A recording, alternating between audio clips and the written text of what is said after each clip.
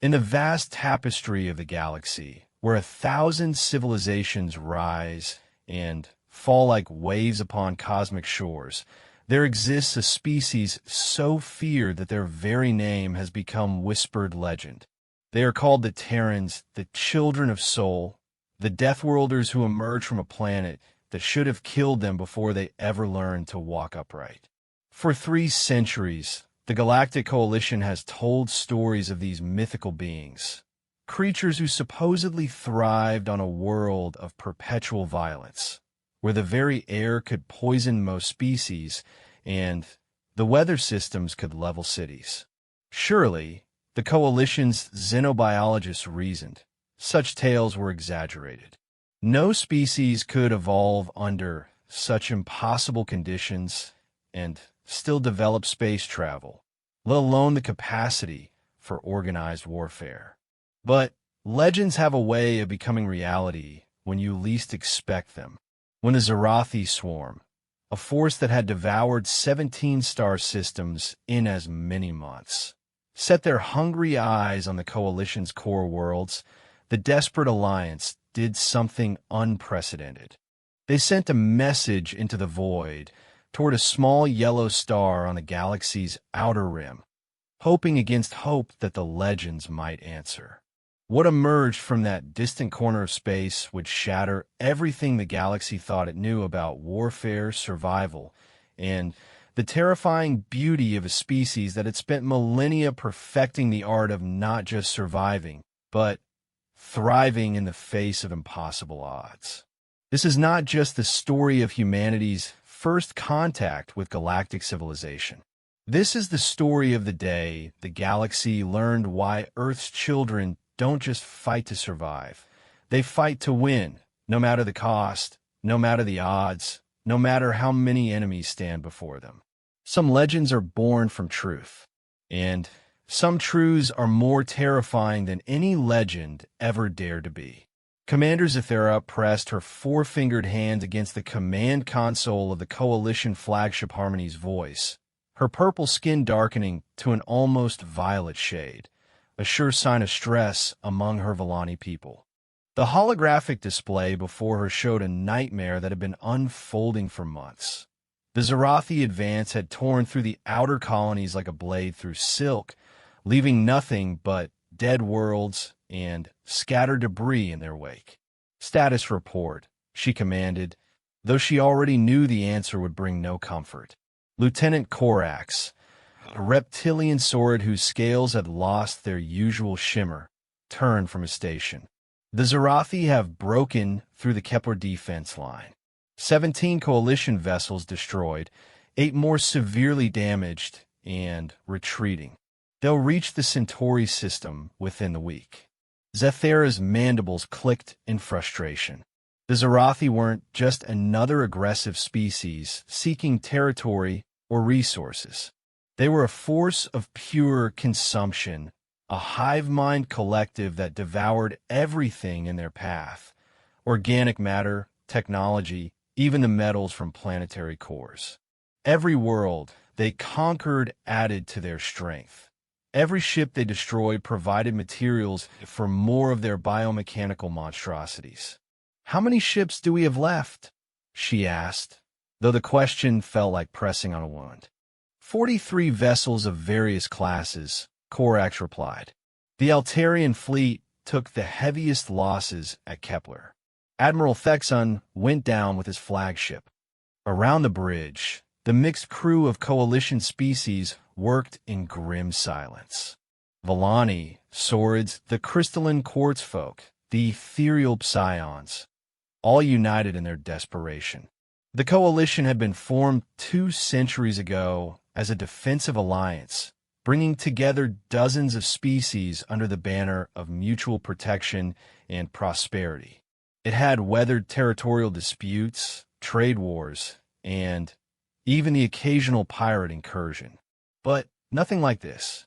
"Ma'am," called out Ensign Ishii from the communication station, her gossamer wings fluttering with anxiety.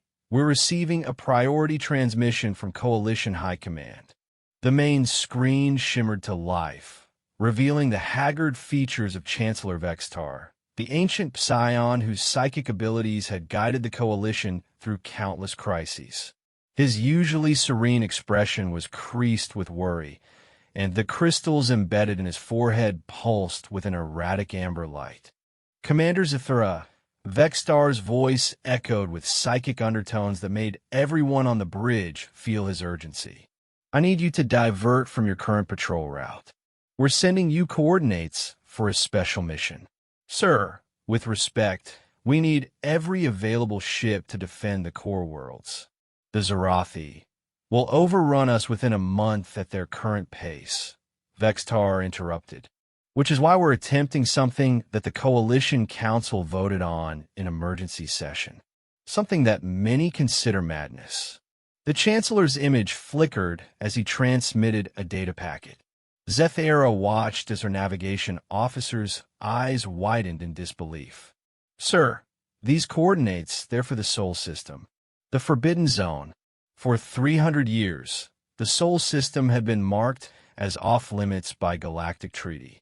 The official reason was that the system's lone inhabited planet was a Class 12 death world, deemed too dangerous for contact.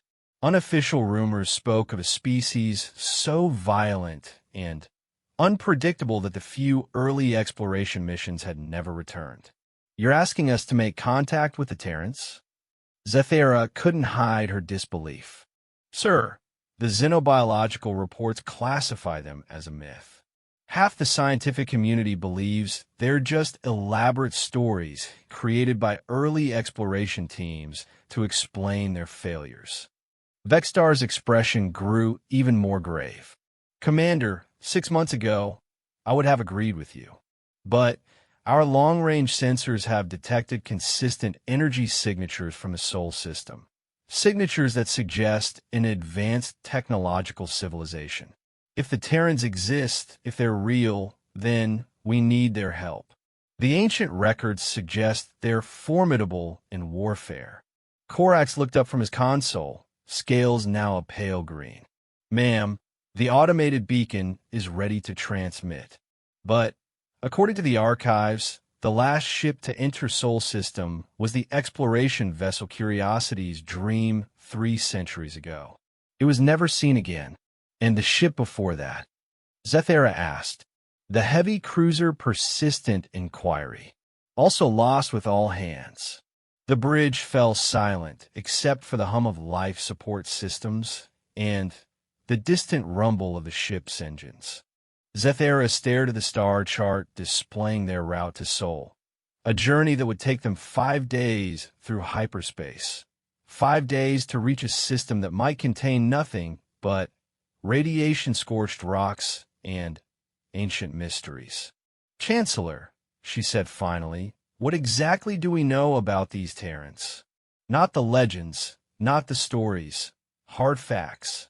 Vextar's psychic presence pressed against her mind, carrying with it images and sensations that made her stumble backward. She saw a world of impossible blue oceans and white clouds, continents covered in green vegetation, and weather systems that could level cities. She felt gravity that would crush most coalition species, an atmosphere that burned with reactive oxygen, and radiation from a star that would blind a dozen species on first exposure. But, most terrifying of all, she saw glimpses of the creatures that called this nightmare world home.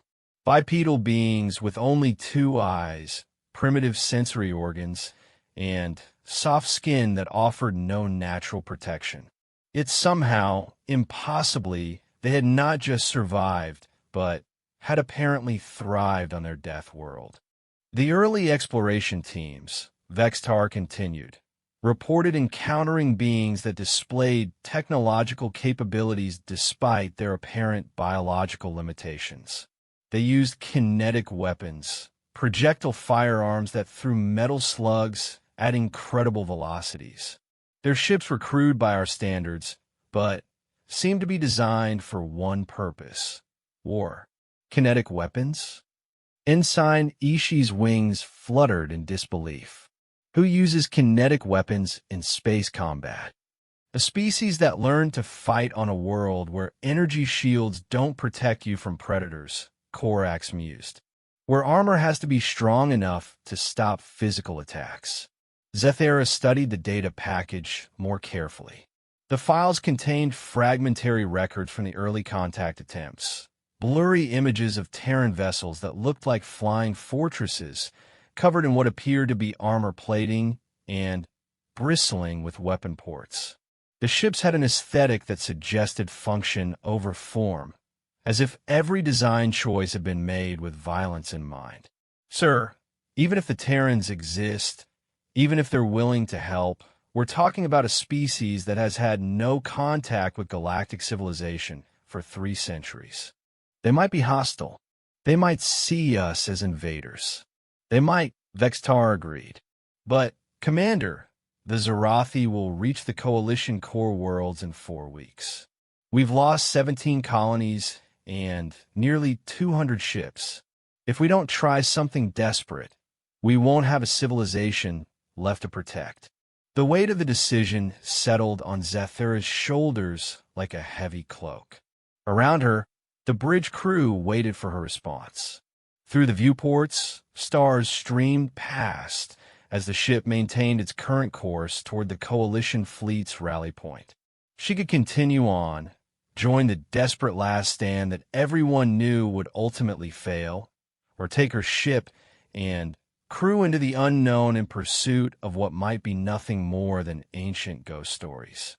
Helmsman, she said finally, set course for the Sol system. Maximum hyperspace velocity. Course laid in, ma'am, came the reply. Estimated time of arrival, 5 days, 14 hours. As the ship's engines powered up for the hyperspace transition, Zethera found herself studying the fragmentary records of the Terrans. The images were low resolution and distorted, but they showed beings that looked almost fragile compared to the robust forms of most Coalition species. No natural armor, no claws, no obvious defensive features. It's something about their posture, the way they carried themselves, even in the blurry photographs, suggested a confidence that seemed out of place for such apparently vulnerable creatures. Ma'am, Korax said quietly, moving to stand beside her. What if the stories are true? What if they really are as dangerous as the legends suggest? Then, maybe that's exactly what we need, she replied, watching the stars stretch into lines as they enter hyperspace. The Zarathi have proven that conventional warfare isn't enough. Maybe it's time we learn from a species that apparently never learned how to fight conventionally. The next 5 days passed with agonizing slowness. Long-range communications brought increasingly desperate reports from the front lines. The Zarathi had broken through 2 more defensive positions and were advancing toward the industrial worlds of the Vega sector. Civilian evacuation was underway, but there simply wasn't enough time or ships to save everyone. Zethera spent hours in her quarters, poring over the ancient records and trying to piece together a picture of the species they were about to encounter. The most detailed reports came from Commander Thexmar of the exploration vessel Distant Shore. Written nearly 4 centuries ago, the Terrans appear to organize themselves into competing nation-states that engage in regular warfare with one another. Paradoxically, this constant conflict seems to have driven rapid technological advancement. Their weapons technology is approximately 50 years ahead of their space travel capabilities, suggesting a species that prioritizes the tools of war above exploration or expansion. Another entry caught her attention. Observed Terran military exercises involving the detonation of nuclear weapons, atomic fission devices used purely for testing purposes. The casual deployment of such destructive force suggests a species entirely comfortable with weapons that could sterilize continents. Recommend extreme caution in any future contact attempts. The more she read, the more surreal it became. The Terrans had apparently spent centuries perfecting increasingly efficient ways to kill one another. Their military history was a catalog of innovations driven by necessity. Better armor to stop better weapons to penetrate better armor, an endless cycle of escalation that had produced a species whose entire civilization seemed built around the premise that conflict was inevitable. "Ma'am," Korax's voice came through the comm. "We're approaching the Sol system, dropping out of hyperspace in 30 minutes. Zethera made her way back to the bridge, where the crew was making final preparations. The mood was tense. Everyone knew they were about to make contact with what might be the most dangerous species in known space, or might be nothing more than empty space and ancient debris. "All stations report ready," Lieutenant Ishii announced. "Translation matrices are loaded with every linguistic protocol in the Coalition database. Defensive systems? Shields at maximum, weapons powered but not targeted. We're ready for whatever we find." The hyperspace window collapsed, and suddenly they were floating in a star system that looked almost impossibly normal. A yellow dwarf star burned steadily at the center, surrounded by 8 planets in stable orbits. But as their sensors came online, the readings became increasingly bizarre. "Commander," Korax's voice was tight with disbelief, "I'm reading massive industrial activity throughout the system. The asteroid belt shows signs of extensive mining operations. The 4th planet has orbital installations, and the third planet is the source of those energy signatures," Ishii interrupted.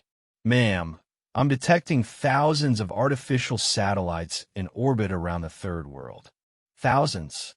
And the energy output from the planet's surface suggests a technological civilization with power generation capabilities that rival our own." Zethera stared at the main screen, where the 3rd planet hung like a blue and green jewel against the black of space. It looked beautiful, almost peaceful, but their sensors were telling a different story. The energy signatures weren't just from cities or industrial centers. They were from what appeared to be massive military installations scattered across every continent. "Open a general communications channel," she ordered. "All frequencies, all known linguistic protocols. Let's see if anyone wants to talk." For several minutes, there was nothing but the soft static of cosmic background radiation. Then suddenly, their communications console erupted with activity. "Ma'am, we're being scanned," Korax reported. "Multiple high-powered sensor arrays coming from at least a dozen different locations. And, Commander, I'm detecting movement. Ships. Lots of them." The tactical display lit up like a constellation as Terran vessels began emerging from concealment. Some rose from the planet's surface. Others detached from orbital installations that had been camouflaged as asteroids or debris. Within minutes, Harmony's voice found itself surrounded by more than 50 vessels of varying sizes, all maintaining a respectful distance, but clearly ready for action. "Incoming transmission," Ishii announced, her voice barely a whisper. The main screen flickered to life, revealing a face that would be burned into Zethera's memory forever.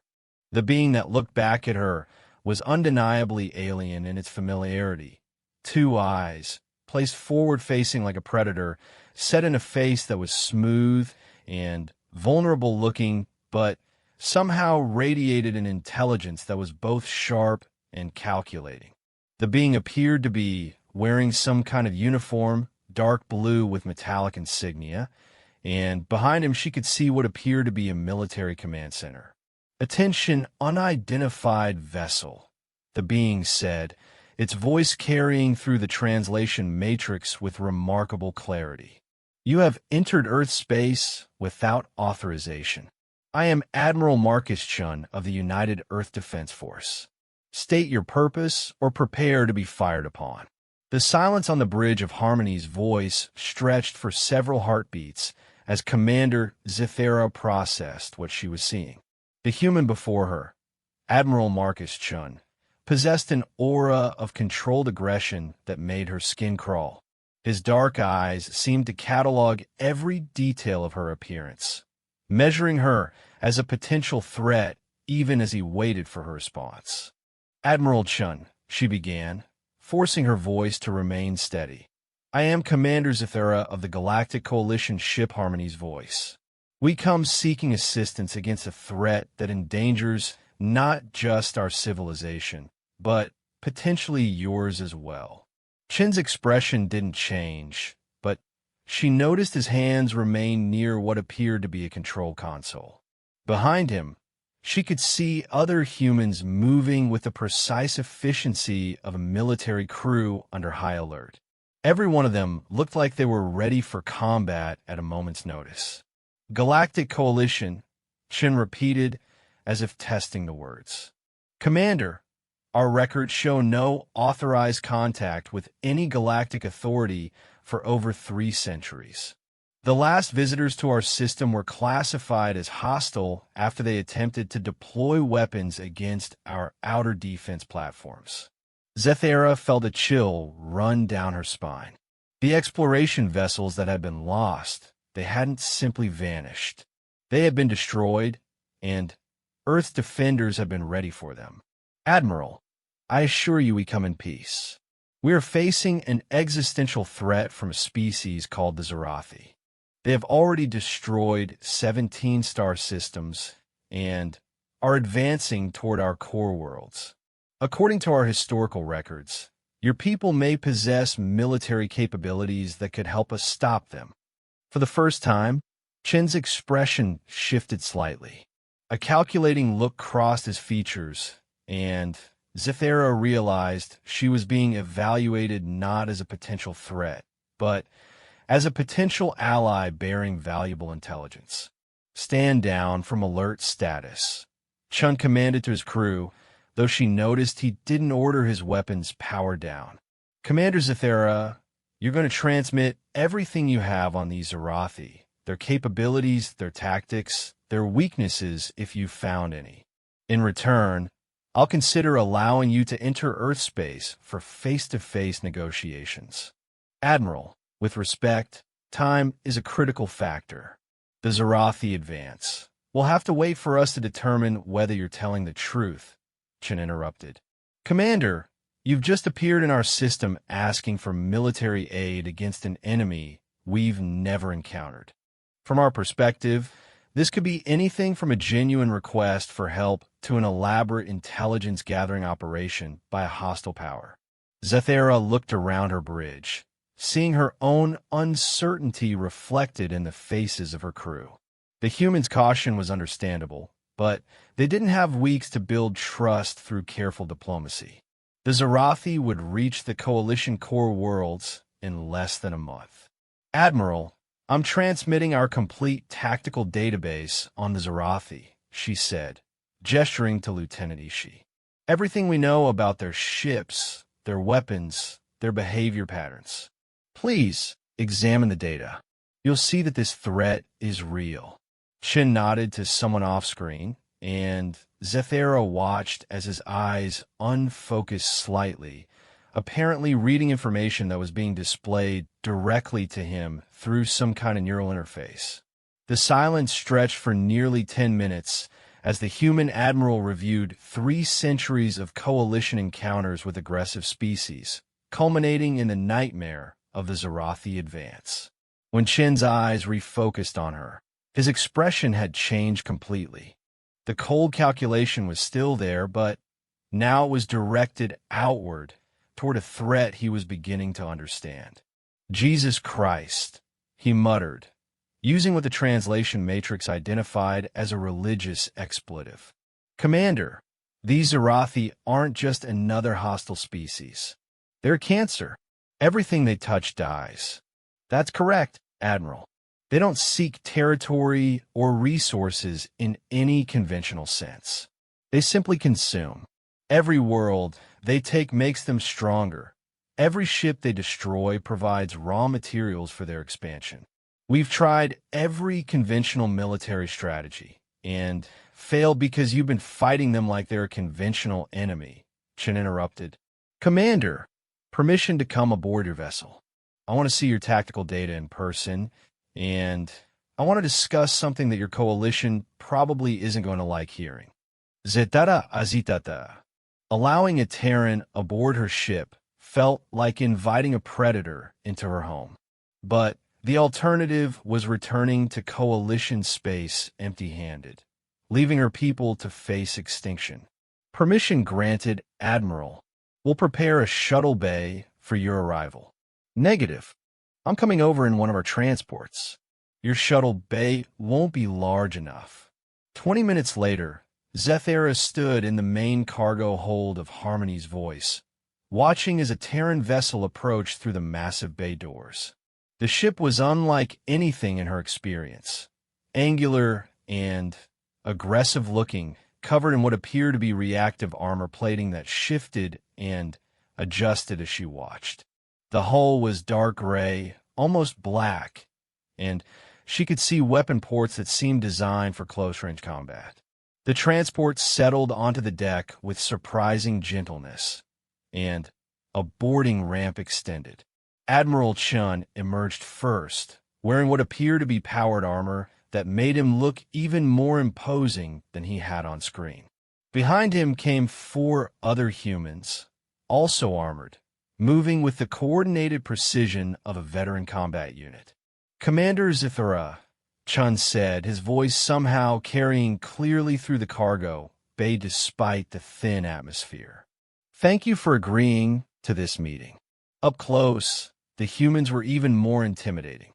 They moved like predators, balanced, alert, ready to respond to threats from any direction. Their equipment was clearly military grade, but it had a used, practical look that suggested these weren't parade ground soldiers. These were warriors who had seen real combat. Admiral, welcome aboard, Zethara replied, fighting the instinct to step backward. If you'll follow me to the briefing room, we can discuss the situation in detail. The next hour was unlike anything in Zethara's experience. Admiral Chun listened to their tactical briefings with an intensity that was almost physical, asking questions that revealed a deep understanding of military strategy and logistics. But more disturbing were the suggestions he began making as the briefing progressed. Your fleet formations are wrong, he said bluntly, studying a holographic display of the last major engagement with the Zarathi. You're fighting them like you're trying to minimize casualties, preserve ships, avoid collateral damage. That's suicide against an enemy like this. Admiral, Lieutenant Korax interjected. Coalition military doctrine emphasizes the preservation of life above all else. You can't simply lose, Chen interrupted.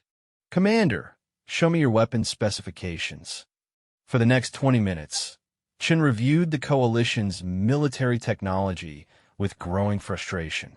Energy weapons designed for precise targeting, shields optimized for deflecting similar energy attacks, ship designs that prioritize speed and maneuverability over armor and firepower. This is all wrong, he said finally. You've built a military designed to fight other civilized species who play by the same rules you do. The Zarathi don't play by any rules. Admiral, Zethara said carefully, what would you suggest? Chen was quiet for a long moment, staring at the tactical displays.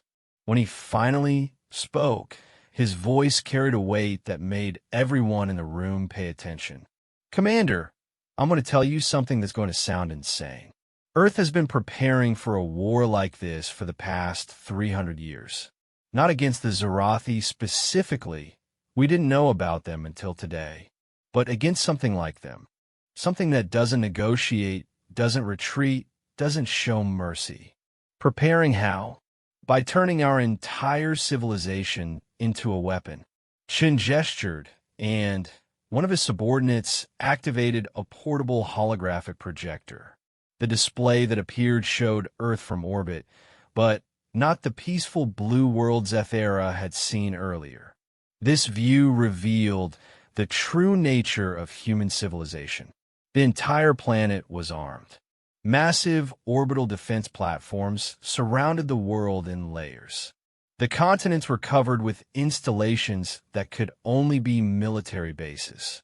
The oceans held what appeared to be underwater fortresses. Even the moon had been converted into some kind of massive weapons platform. Every human settlement is also a fortress, Chun continued. Every civilian facility can be converted to military production within hours. Every citizen is trained in basic combat and emergency protocols. We call it total defense doctrine, the entire species as a single military unit. Zethera stared at the display in horrified fascination. The humans hadn't just prepared for war, they had made war their way of life. Admiral, this is... She struggled for words. This is beyond anything the Coalition has ever imagined. You've turned your entire world into a military installation. We've turned our entire species into a military force, Chen corrected. Commander, 300 years ago, when the first galactic exploration teams showed up and started shooting at our defense platforms, we learned something important. The galaxy is not a safe place. So we decided to make ourselves the most dangerous thing in it. One of Chen's subordinates leaned forward. Ma'am, permission to speak freely? Zethera nodded, still trying to process what she was seeing.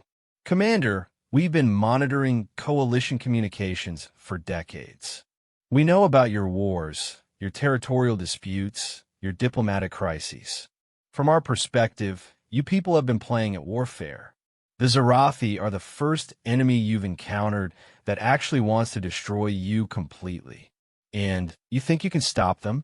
Korax asked, his scales shifting to a pale blue that indicated skepticism. I think we can teach you how to stop them, Chen replied. But it's going to require your coalition to abandon everything you think you know about civilized warfare. Zethera felt a chill as she began to understand what the human was suggesting. You want us to learn to fight like Terrans. I want you to learn to fight like you mean it, Chen said bluntly. Your people have been trying to stop the Zarathi while still maintaining your moral high ground, still trying to be the good guys in a clean war. There are no clean wars against an enemy like this. There's only survival or extinction. The briefing room fell silent as the implications sank in.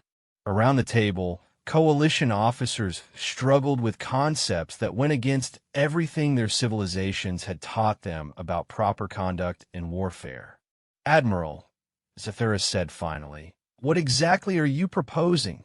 Chun stood and walked to the holographic display showing the Zarathi advance. I'm proposing that Earth joins this war, not as an auxiliary force, not as a support element, but as equal partners. In return, we teach your people how to fight an extinction war. And what would that involve? Everything, Chen replied grimly. New ship designs, new weapons, new tactics, new ways of thinking about what it means to win. He turned to face her directly. Commander, the Coalition is going to have to learn that sometimes the only way to save civilization is to become temporarily uncivilized. Zethera looked around the room at her officers, seeing her own uncertainty reflected in their faces. They had come to Earth hoping to find allies. Instead, they had found something far more dangerous, a species that had spent 3 centuries preparing for the kind of war the Coalition was only now beginning to understand. Admiral, I need to discuss this with my superiors.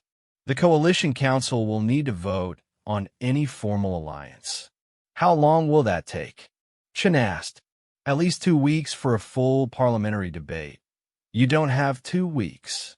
Chen activated his holographic display again, showing the latest intelligence on Zarathi movements. Based on your own tactical data, They'll reach your core worlds in 26 days. By the time your council finishes debating, there might not be a coalition left to save. The weight of the situation settled on Zethera like a physical force. The coalition faced a choice between its principles and its survival, between remaining civilized and remaining alive. Admiral, what would you need from us to begin immediate operations? Full tactical command of any coalition forces willing to accept Terran leadership, complete access to your intelligence networks, and authorization to deploy weapons and tactics that your people are going to find disturbing. Disturbing how? Chin's expression became grim. Commander, we're about to teach your people that sometimes the only way to stop monsters is to become something the monsters fear more than death. The emergency session of the Coalition Council convened on the space station Democratic Unity, floating in neutral space between the Altarian and Psion home systems. Commander Zethera stood before the massive amphitheater where representatives of 47 species sat in judgment of humanity's proposal. The atmosphere was thick with tension and the conflicting pheromones of a dozen different alien biologies, all expressing stress. Chancellor Vexstar's psychic presence dominated the chamber, his consciousness touching the minds of every representative as he shared the recorded interactions with Admiral Chun. Zethera watched as understanding dawned on alien faces, followed quickly by revulsion, fear, and desperate hope in equal measure. The proposal before us, Vextar announced, his voice echoing both audibly and telepathically, is unlike anything in Coalition history. The Terrans offer us the tools to defeat the Zarathi, but at a price that challenges every principle upon which our alliance was founded. Senator Crixtel of the Crystalline Assembly rose from her faceted throne, her body refracting light in patterns that indicated deep moral conflict. Chancellor, the humans are asking us to abandon everything that separates us from barbarians. Their weapons designs call for the deliberate targeting of civilian infrastructure. Their tactical doctrine explicitly rejects the principle of proportional response. They want us to become monsters. They want us to survive. Zethera interjected, drawing angry clicks and hisses from several representatives. Senators, I've seen the Zarathi advance. I've watched them consume entire colonies, leaving nothing behind but empty space and radioactive debris. Proportional response means nothing to an enemy that considers our total extinction a reasonable outcome. Ambassador Thexrin of the Sword Republic stood next, his massive frame making the podium creak under his weight. Commander Zethera, you speak as if survival justifies any action. But if we become like these Terrans, if we adopt their methods and their mindset, what will we be saving? A coalition that exists in name only, ruled by principles borrowed from Deathworlders. The debate raged for hours. Species after species rose to voice their concerns, their fears, their moral objections to allying with what many saw as barely civilized primitives from the galaxy's edge. But underneath the rhetoric, Zethera could see the fear. Everyone in this chamber knew the Zarathi were coming. Everyone had studied the tactical projections, and everyone knew that conventional coalition forces had failed repeatedly to stop the advance. During a recess, Zethera found herself in a private conference room with Admiral Chun, who had been observing the proceedings via secure transmission. The human looked tired, frustrated by the endless diplomatic deliberation, while his people prepared for immediate deployment. Commander, I need you to understand something, Chin said without preamble. While your council debates whether they want our help, my analysts have been running war simulations based on your tactical data. The Zarathi will reach the Vegas system in 18 days. After that, They'll have access to your primary industrial worlds. Once they start converting those facilities to produce their bioships, this war becomes unwinnable. Admiral, I understand the urgency, but the coalition has never made military decisions without full democratic consensus. The coalition has never faced extinction before, Chen interrupted. Commander, let me show you what Earth is preparing to deploy. The holographic projector activated, revealing ship designs that made Zethera's blood run cold.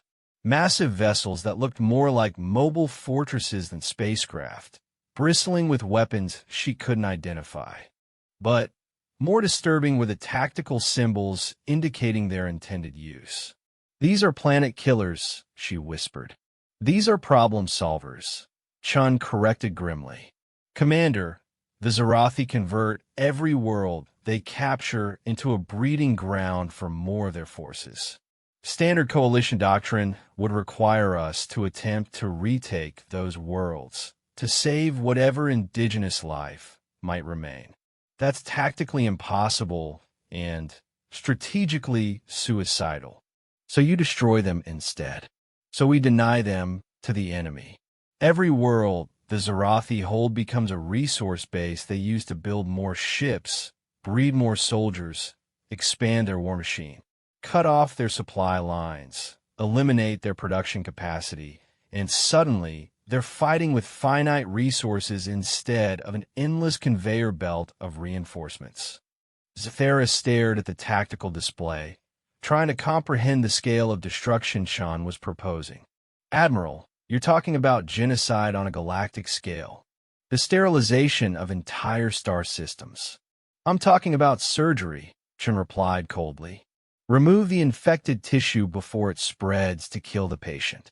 Commander, how many coalition citizens live in the systems the Zarathi have already taken?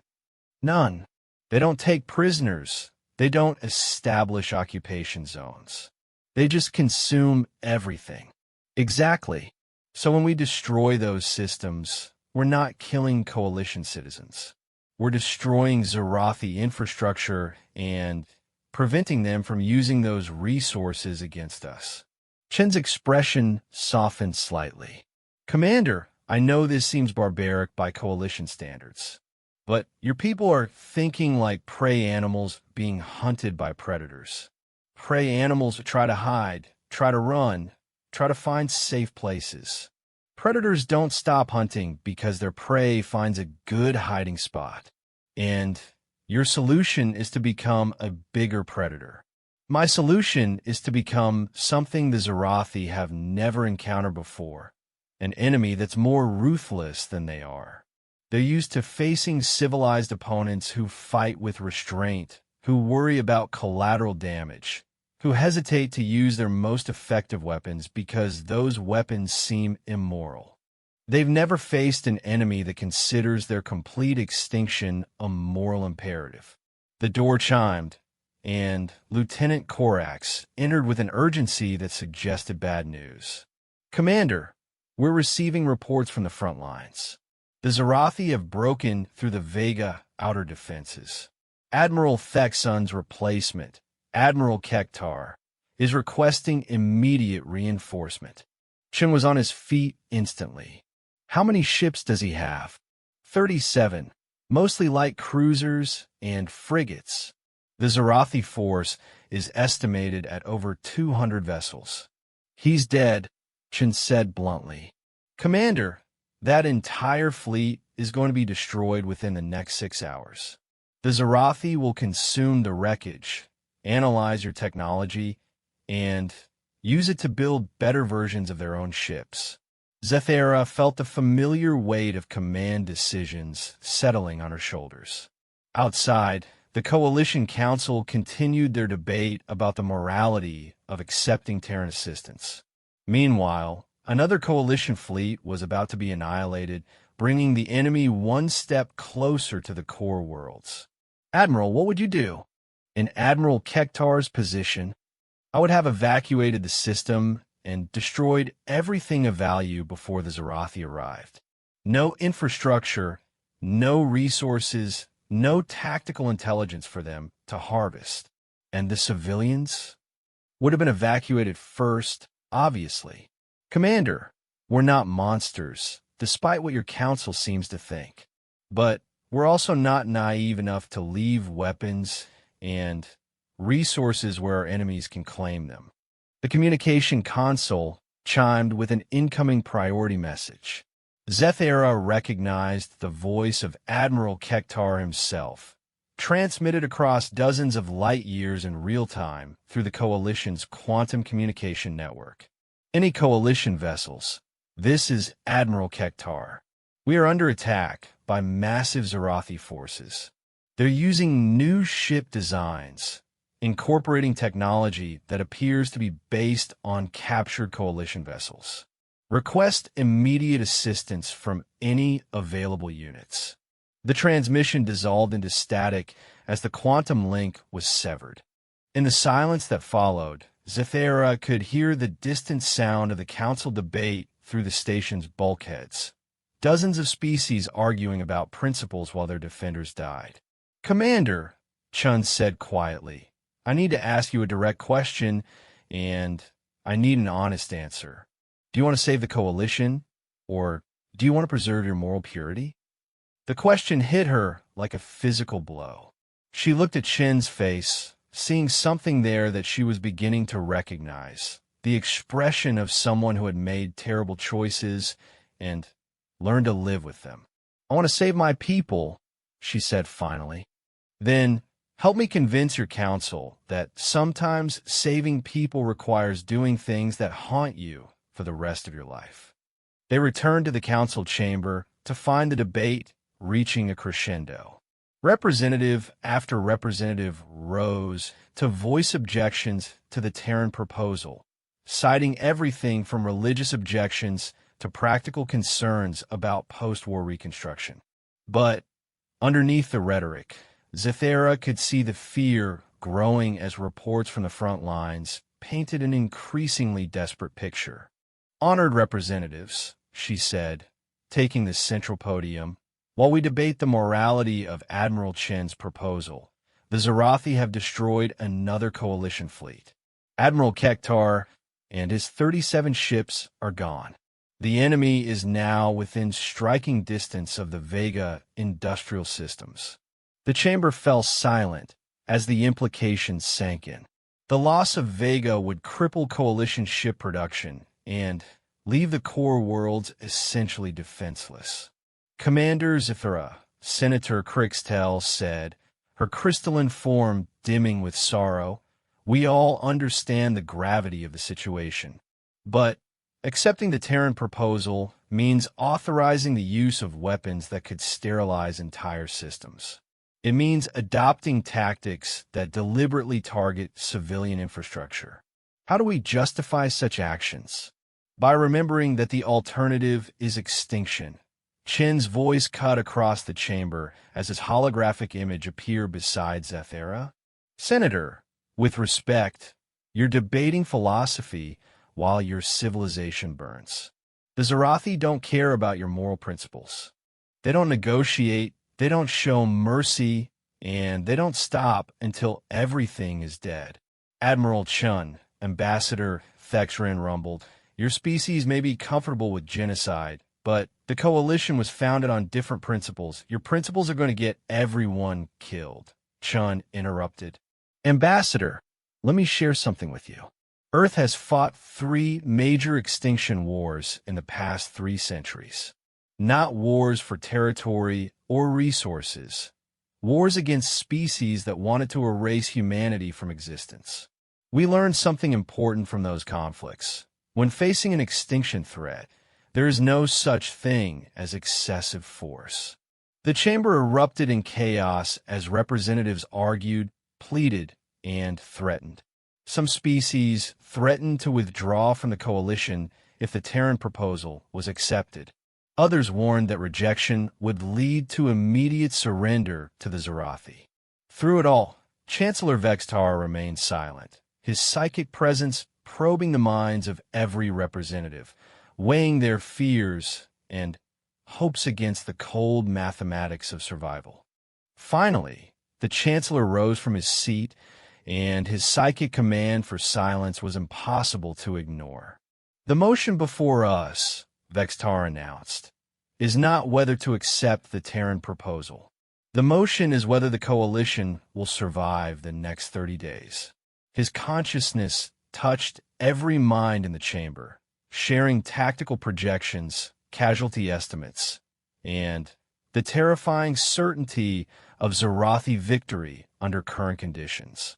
Those in favor of formal military alliance with Earth, including acceptance of Terran tactical doctrine and weapons deployment, signify with your species' traditional affirmation."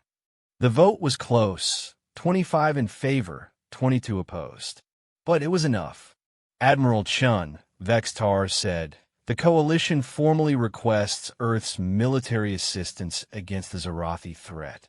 What are your terms?" Chin's expression remained grim. "Complete tactical command of all coalition forces participating in the joint operation. No interference with Terran ship deployments or weapon selection. And an understanding that once this war begins, it doesn't end until every Zarathi vessel has been destroyed." "Agreed. When can your forces be ready for deployment?" "They're already en route," Chen replied. "The first Terran battle group will reach coalition space in 72 hours. Admiral Blackwood will be in command of joint operations." The chamber fell silent as the implications sank in. The coalition had just allied itself with a species that prepared for war while diplomats debated. In 72 hours, they would learn what it meant to fight alongside humans who viewed warfare not as a regrettable necessity, but as a craft to be perfected. As the council session adjourned and representatives began the long journey back to their home systems, Zethera found herself alone with Chin's holographic image. "Admiral, what happens after we win? Assuming we survive this war, how does the galaxy deal with a coalition that's learned to fight like Terrans?" Chan was quiet for a long moment, studying her face across the light years that separated them. "Commander, that's a problem for after the war. Right now, the only question that matters is whether there's going to be anyone left to have that conversation." Admiral Sarah Blackwood stood on the bridge of the UEDS Indomitable, watching the tactical display as her fleet dropped out of hyperspace at the edge of Coalition territory. Around her, the largest human battle force ever assembled outside Sol System spread across space like a constellation of predators. 68 vessels, from massive dreadnoughts to swift destroyer escorts, all bearing the distinctive angular design philosophy that marked human warships. "Admiral," reported Captain Torres from the tactical station, "we're receiving approach vectors from Coalition Command. They want us to rendezvous with the remnants of the Vega Defense Fleet at Way Station Alpha 7.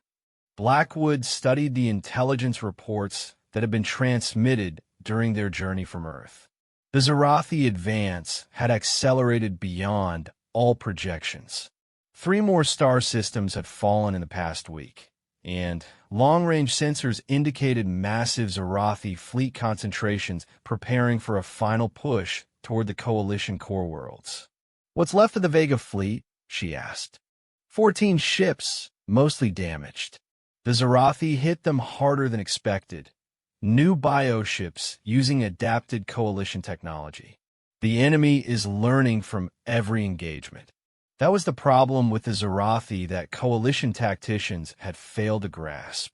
They weren't just a military force. They were a constantly evolving organism that incorporated the strengths of every species they encountered. Every Coalition ship they destroyed provided raw materials and technological insights that made them stronger. "Admiral, incoming transmission from Coalition Command," the communications officer announced. "It's Chancellor Vextar." The main screen activated, revealing the ancient Psion's worn features. Behind him, Blackwood could see the frantic activity of a military headquarters under extreme pressure. "Admiral Blackwood, Thank you for responding so quickly. I wish I could say the situation has improved since we requested Earth's assistance. Chancellor, my analysts have been reviewing the tactical data during our transit. The Zarathi aren't just advancing, they're adapting.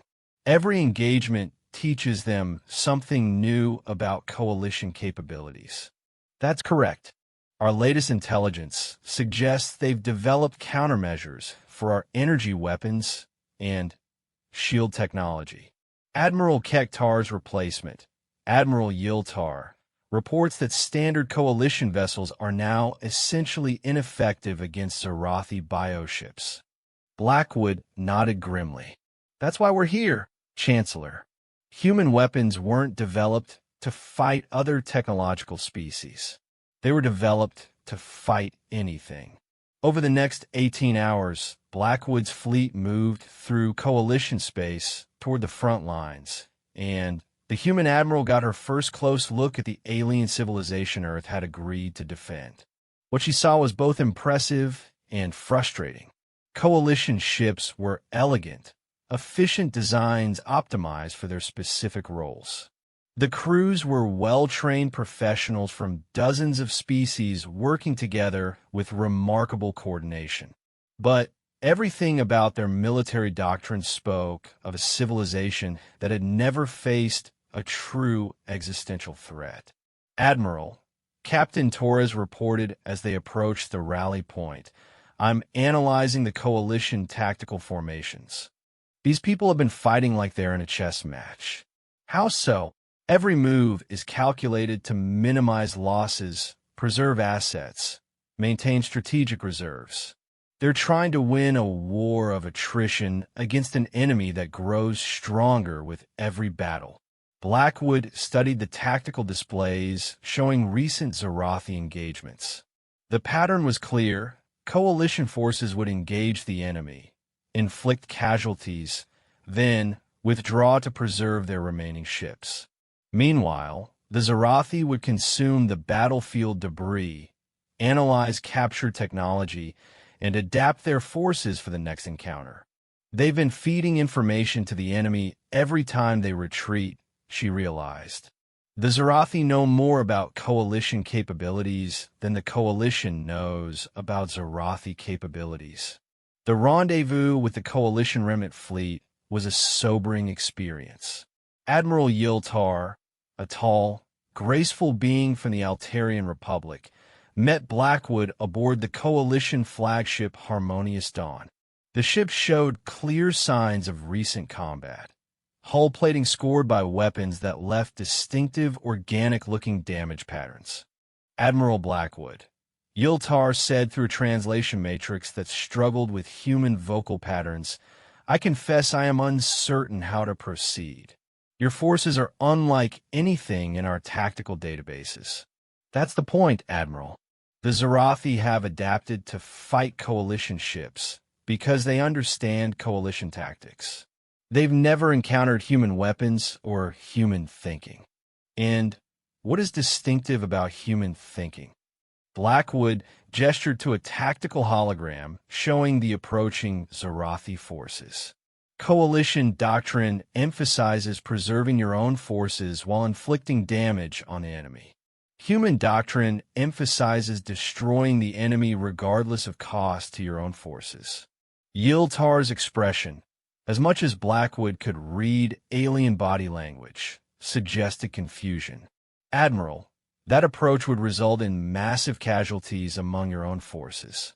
Only if we fail to destroy the enemy quickly enough."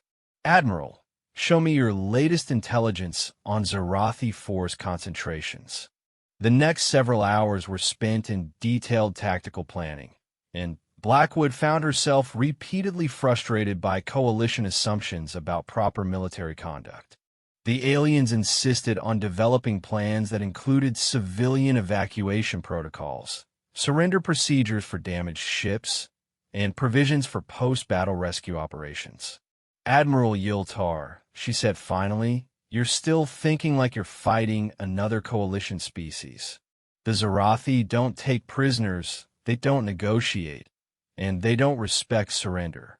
Every minute you spend on protocols they ignore is a minute they use to adapt to our presence. Admiral, surely even the Zarathi can be reasoned with. They're not individuals, they're a collective organism. Reasoning with the Zarathi is like reasoning with cancer. It doesn't negotiate, it just spreads until it kills the host. The argument was interrupted by urgent alerts from the sensor stations. Long-range scanners had detected the approaching Zarathi fleet, and it was larger than any previous concentration of enemy forces. Admiral, the coalition sensor officer reported, I'm reading over 400 Zarathi vessels approaching from the galactic rim. Estimated arrival time, 6 hours. Blackwood studied the sensor data with growing unease. The Zarathi weren't just bringing more ships. They were bringing new ship types that incorporated technology obviously reverse-engineered from captured coalition vessels. Admiral Yiltar, I need you to order your forces to implement the tactical plan we discussed. No deviations, no modifications based on coalition doctrine. When the Zarathi arrive, we're going to hit them with everything we have from the opening moment. Admiral, such an approach offers no flexibility for tactical adjustment. It offers no opportunity for the Zarathi to adapt, Blackwood corrected. They learn from every engagement that lasts more than a few minutes. We're going to give them an engagement that lasts 30 seconds. The coalition admiral looked uncomfortable, but not at agreement. Around them, alien officers began implementing tactical orders that went against centuries of military tradition. 5 hours later, the combined human coalition fleet waited in carefully prepared positions throughout the Kepler system. Blackwood had positioned her forces using principles that would have been considered reckless by coalition standards. Massive concentrations of firepower with minimal defensive screening, designed to deliver overwhelming force in the shortest possible time. Admiral, Captain Torres reported, Zarathi fleet emerging from hyperspace. 437 vessels, arranged in what appears to be their standard advance formation. Do they show any signs of recognizing our ship types? Negative. They're treating us like an enlarged coalition force. Blackwood smiled grimly. The Zarathi had spent months learning to fight coalition vessels with their elegant energy weapons and defensive shields. They had never encountered ships designed around the simple principle that the best defense was killing your enemy before they could kill you. All ships, implement Plan Thunderbolt. Fire on my mark. The Zarathi fleet advanced in their typical formation, a complex arrangement that provided mutual support and allowed for rapid tactical adaptation. They moved with the confidence of a force that had won every major engagement of the war. They were 15 light seconds away when Blackwood gave the order. Execute. The human portion of the fleet opened fire simultaneously, and space erupted in destruction unlike anything the galaxy had ever seen. Human kinetic weapons launched projectiles at significant fractions of light speed, while fusion missiles accelerated to velocities that made them effectively unstoppable. But most devastating of all were the weapons that coalition sensors couldn't even classify, devices that seemed to manipulate space-time itself, creating localized gravitational anomalies that crushed Zarathi bioships like paper cups.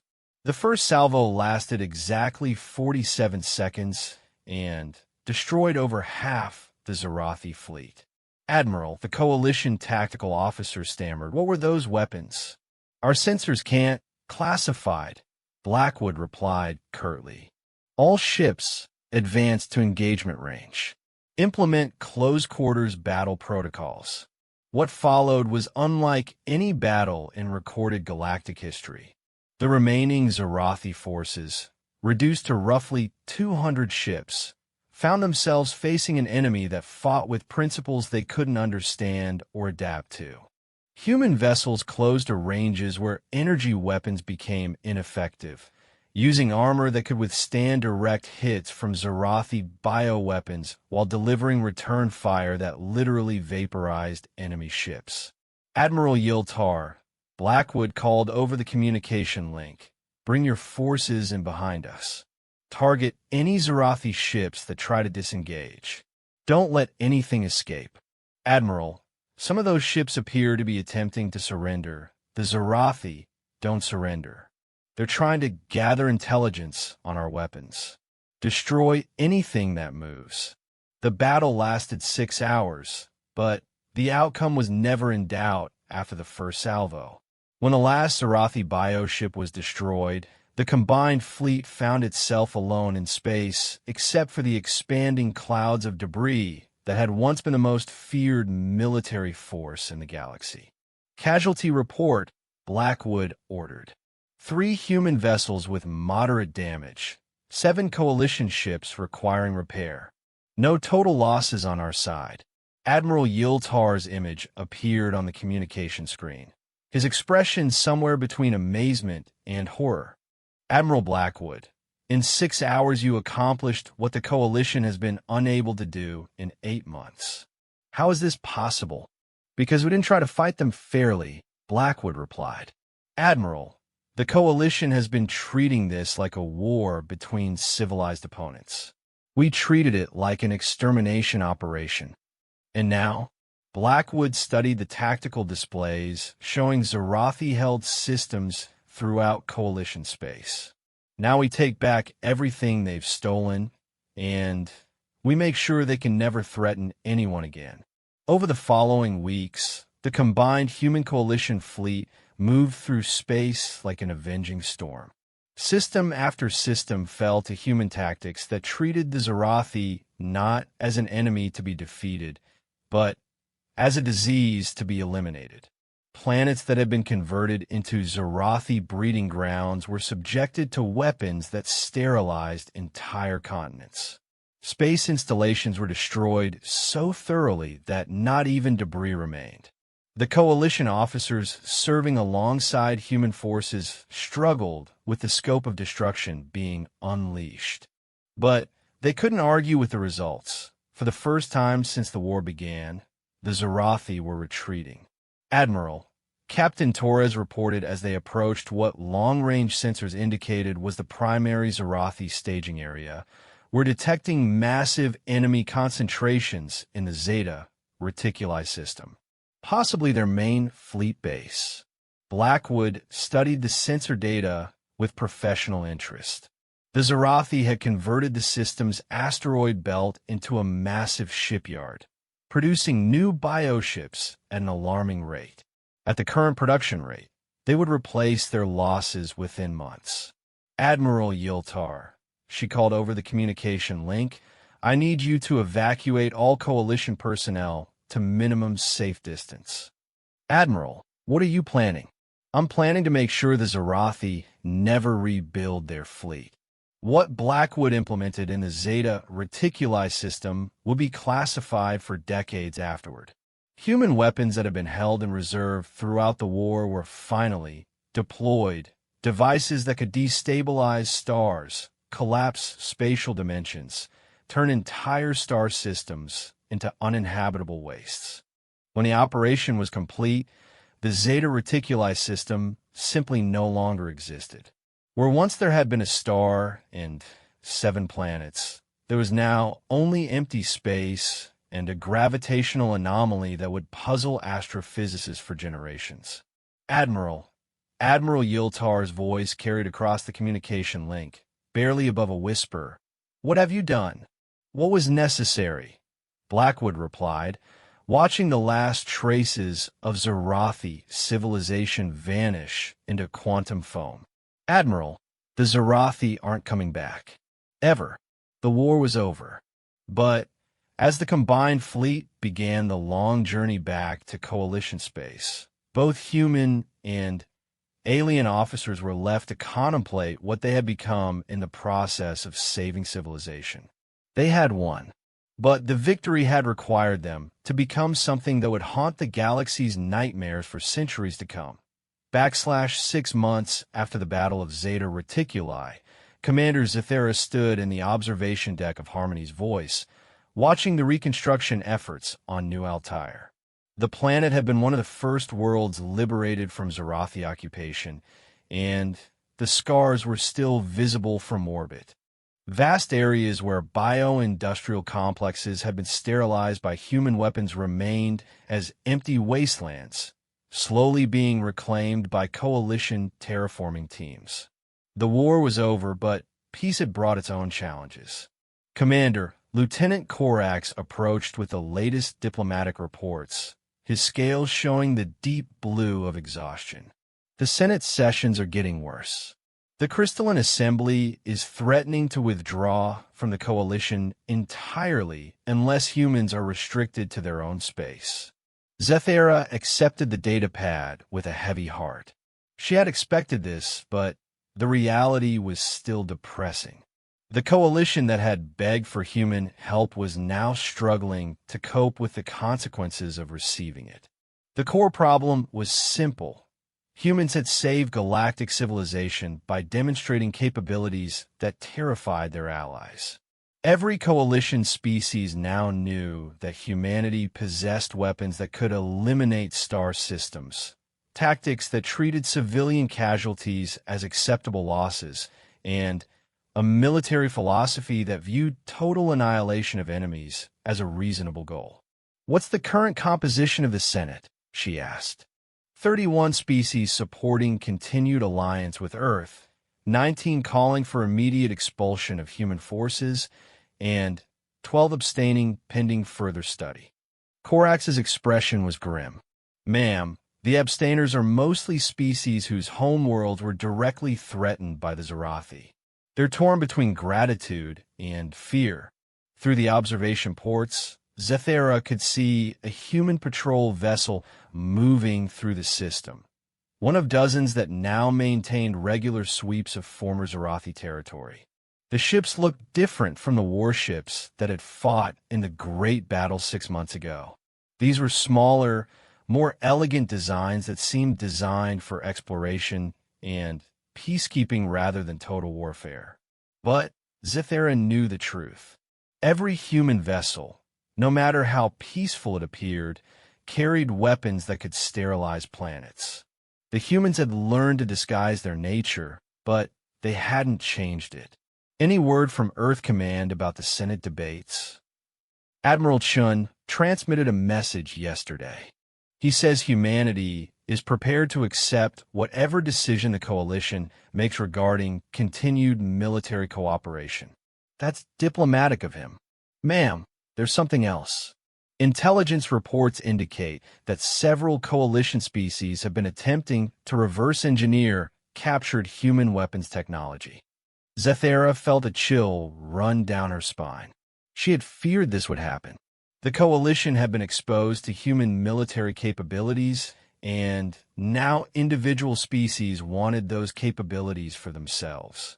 Which species? The Sword Republic has been most aggressive, but we've detected similar research programs among the Altarians and the Quartz folk.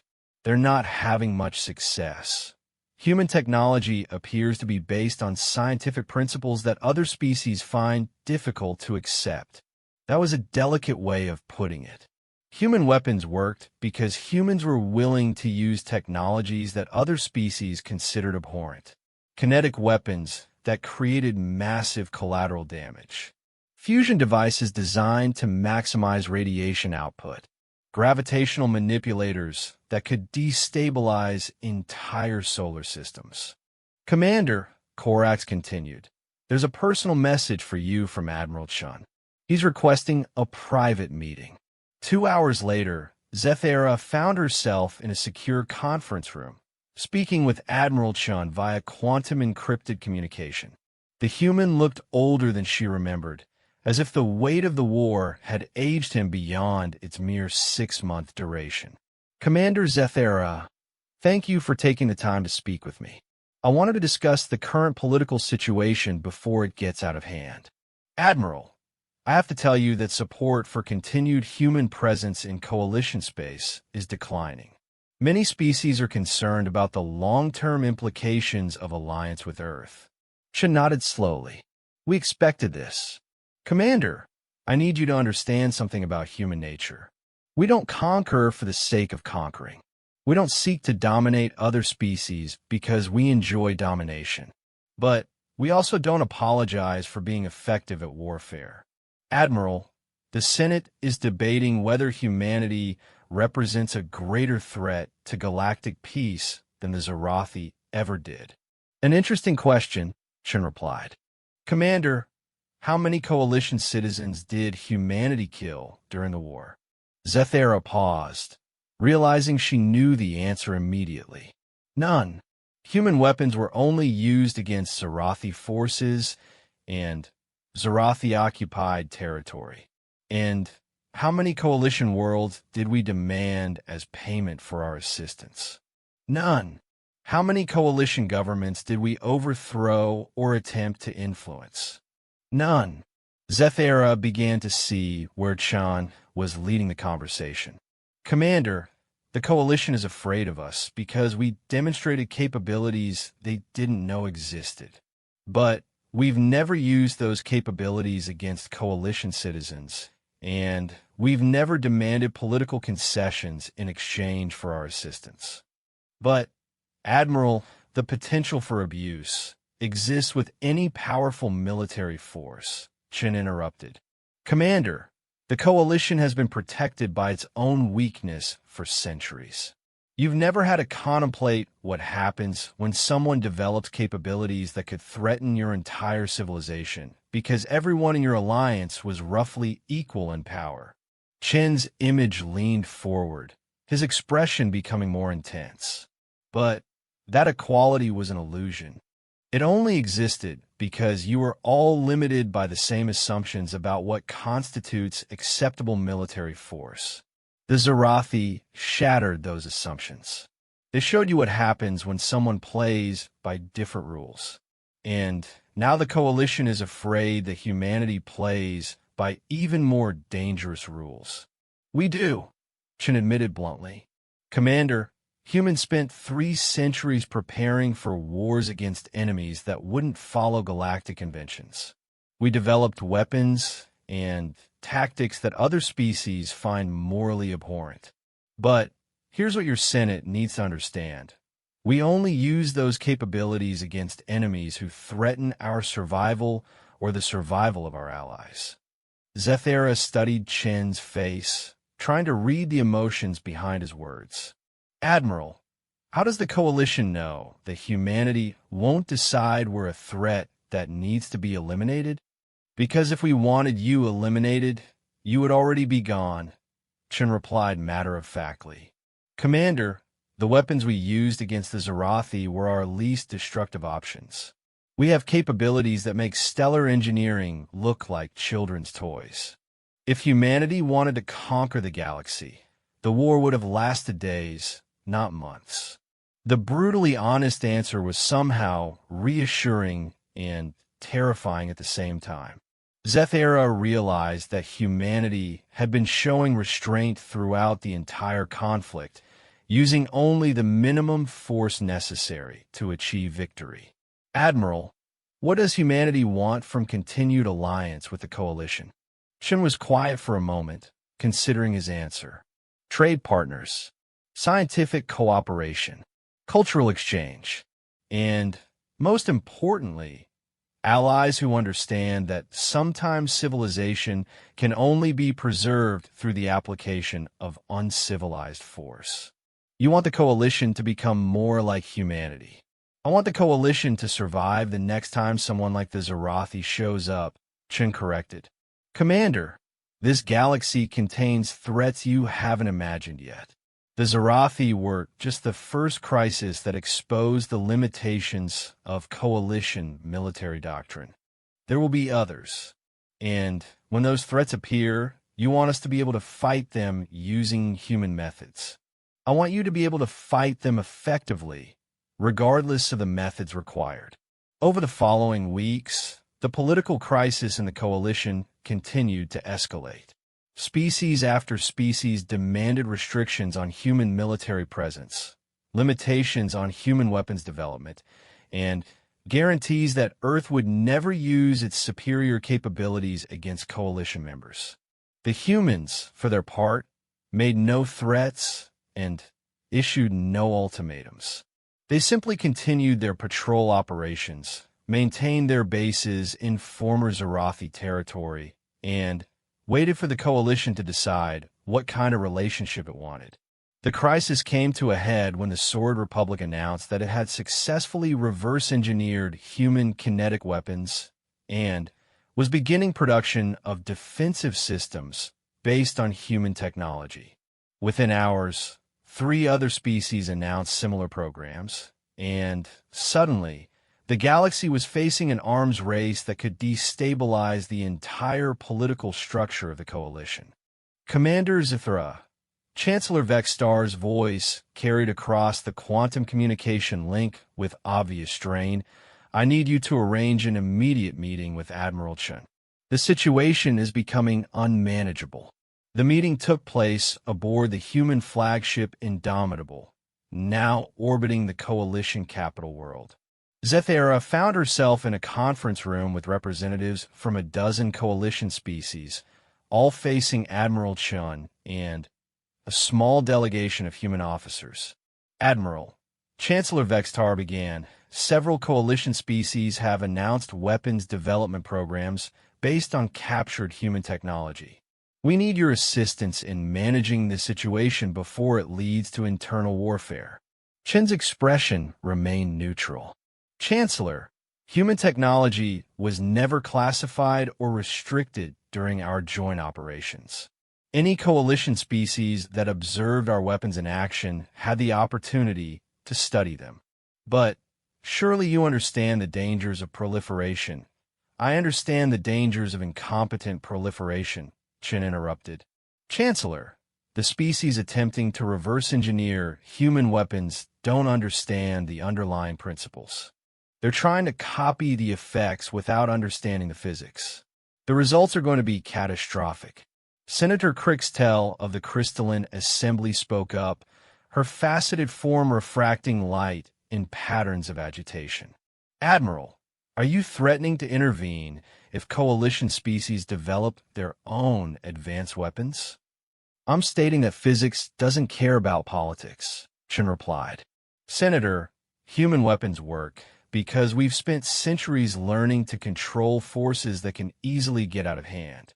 Your people are trying to weaponize exotic matter without understanding quantum field dynamics. The first test firing is going to vaporize whatever planet it takes place on. The conference room fell silent as the implications sank in. The coalition species weren't just trying to copy human weapons. They were accidentally creating planet-killing devices without safety protocols. Admiral, Chancellor Vextar said carefully, what would humanity recommend? Centralized weapons development under coalition authority, with human technical advisors to ensure safety protocols, Chen replied immediately. Joint research programs that include all interested species. And, most importantly, a treaty framework that ensures advanced weapons are only used for mutual defense. You're proposing that humanity share its military technology with the coalition? We're proposing that humanity help the coalition develop its own advanced military capabilities safely. Chancellor, the galaxy is a dangerous place. The Zarathi were just one threat among many. If the coalition is going to survive, it needs to be able to defend itself without relying on Earth to fight every war. Senator Crixtel's form shifted to patterns indicating deep suspicion. And what would humanity gain from such an arrangement? Allies who can stand beside us when the next existential threat appears, Chen answered simply. Senator, humanity doesn't want to be the galaxy's police force. We want to be part of a civilization that's strong enough to protect itself. The negotiations took weeks, but eventually a framework emerged that satisfied most coalition members. The Treaty of New Geneva established joint research programs under coalition authority, with human technical oversight to ensure safety. Advanced weapons would be developed collectively and deployed only for mutual defense. And most importantly, humanity agreed to share not just its technology, but its understanding of the strategic thinking that made such technology necessary. Standing on the observation deck of Harmony's Voice a year after the end of the war, Commander Zithera watched as human and coalition vessels conducted joint training exercises in the space above New Geneva. The ships moved with a precision that would have been impossible before the war, implementing tactics that combined coalition elegance with human ruthlessness. Ma'am, Lieutenant Korax approached with the latest intelligence reports. The deep space monitoring stations are reporting unusual energy signatures from the galactic rim. Something big is heading this way. Zethera accepted the report with surprising calm. She had expected this. The galaxy was vast, and the Zarathi had never been the only threat. But this time, the coalition would be ready. Alert status? Admiral Chun has already been informed. The Joint Defense Fleet is moving to intercept positions.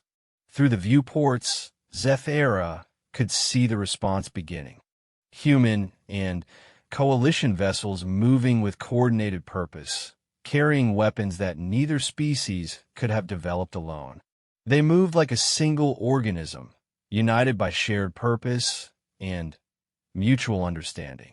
The galaxy had learned a hard lesson from the Zarathi War. Civilization wasn't preserved through good intentions and moral superiority. It was preserved by those willing to do whatever was necessary to protect it. And now, finally, the coalition had allies who understood that lesson.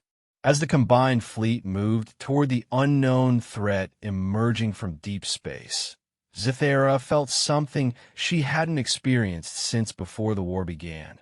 Confidence. Not in their ability to avoid conflict, but in their ability to win it. The galaxy was still dangerous, but its defenders were no longer afraid of being dangerous in return. Humanity had taught the coalition that sometimes the only way to preserve peace was to be better at war than anyone else. It was a lesson that would serve them well in the battles to come. And there would always be battles to come.